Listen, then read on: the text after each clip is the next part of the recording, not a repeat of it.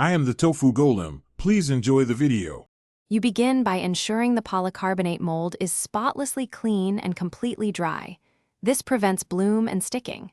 Temper your chocolate to the correct temperature for glossy results and stability, because temperature controls snap and shelf life.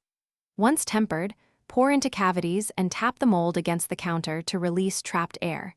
This ensures smooth surfaces. Make sure to overfill slightly and scrape excess with a straight bench scraper, so cavities are perfectly defined before cooling. After pouring, you need to settle and set the chocolate deliberately.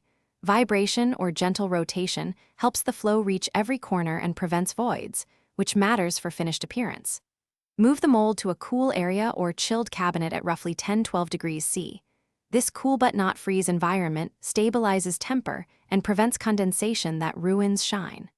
Once the gloss sets, score the back lightly to break surface tension and make unmolding predictable. Make sure to monitor timing so you don't overchill or underset the pieces.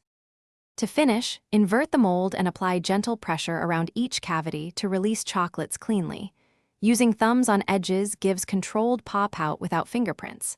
If you find dull or streaky surfaces, that's temper or condensation.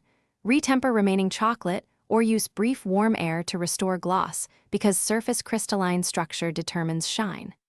If pieces stick, warm the mold backside by 1 to 2 degrees Celsius with a hair dryer while supporting chocolates, being careful not to melt them.